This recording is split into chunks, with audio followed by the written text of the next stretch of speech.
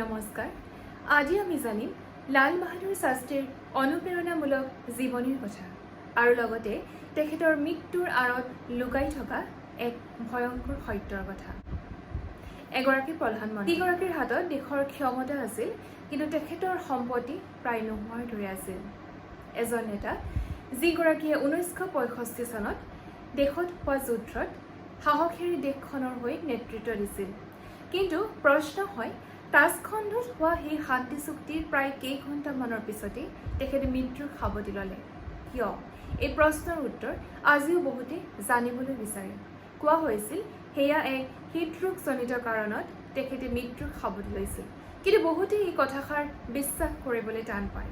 আজি আমি তেখেতৰ সম্পূৰ্ণ জীৱনৰ লগতে এই কথাবোৰ অলপমানকৈ জানিব চেষ্টা কৰিম। দৰিদ্ৰতাৰ মাজত ডাঙৰ হৈছিল তেওঁ।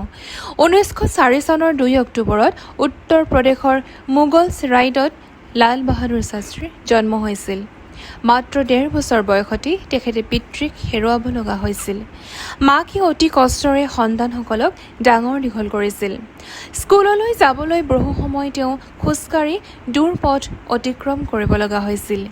কেতিয়াবা নদী পাৰ হ'বলৈ নাৱৰ ভাড়া নথকাৰ বাবে সাঁতুৰিও পাৰ হৈছিল। দৰিদ্ৰতা তেওঁৰ জীৱনৰ অংশ আছিল, কিন্তু তেখেতৰ সপোন কেতিয়াও শেষ হোৱা নাছিল।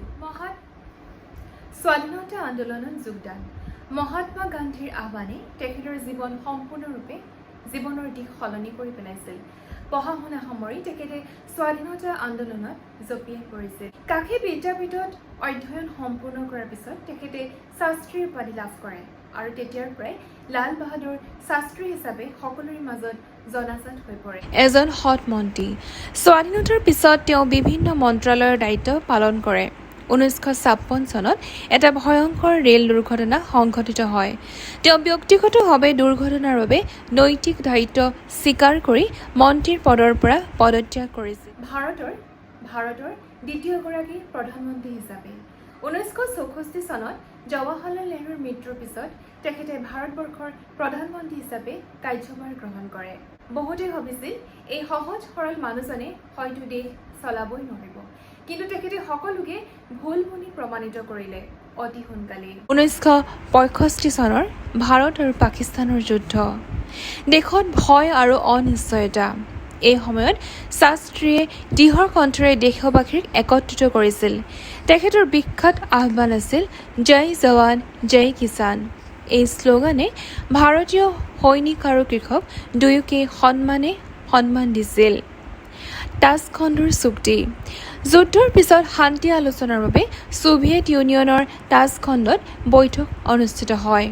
10 জানুৱাৰী 1966 চন। লাল বাহাদুৰ শাস্ত্ৰী আৰু পাকিস্তানৰ ৰাষ্ট্ৰপতি আইয়ুব খানে সেই শান্তি চুক্তিত স্বাক্ষৰ কৰিছিল।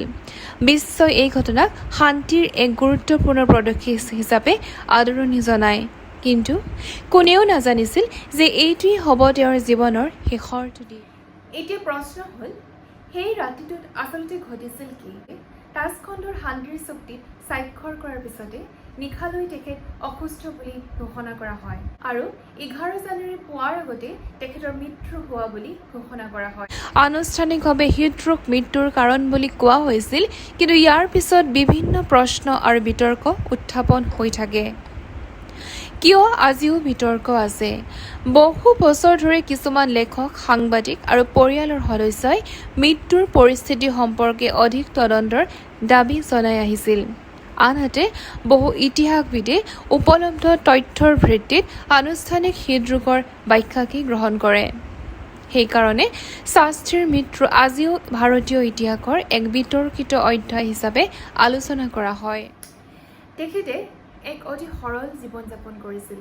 প্ৰধানমন্ত্ৰী হৈও তেখেতৰ জীৱন যাপন কৰাৰ পদ্ধতি খুব সহজ সৰল আছিল আৰু তেখেতে সদায় ব্যক্তিগত স্বাৰ্থতকৈ দেশৰ স্বাৰ্থক অত্যাধিক গুৰুত্ব দিছিল। লাল বাহাদুৰ শাস্ত্ৰীয়ে আমাক শিকাই থৈ গৈছে যে মহান নেতা হ'বলৈ কেৱল ক্ষমতাই যথেষ্ট নহয়। সততা, দায়িত্ববোধ, দেশৰ প্ৰতি থকা নিষ্ঠাই এগৰাকী মহান নেতাক চিৰস্মৰণীয় কৰি তোলে। তাজখণ্ডৰ সেই ৰাতিটোক লৈ আজিও বহুত প্ৰশ্ন আছে আৰু এই প্ৰশ্নৰ উত্তৰ হয়তো কেতিয়াও বিচাৰি উলিয়াব পৰা নাযাব। কিন্তু এটা কথা নিশ্চিন্ত যে লাল বাহাদুৰ শাস্ত্ৰীৰ জীৱন আৰু তেখেতৰ দেশপ্ৰেম ভাৰতবৰ্ষৰ ইতিহাসত চিৰদিন অমৰ হৈ ৰ'ব।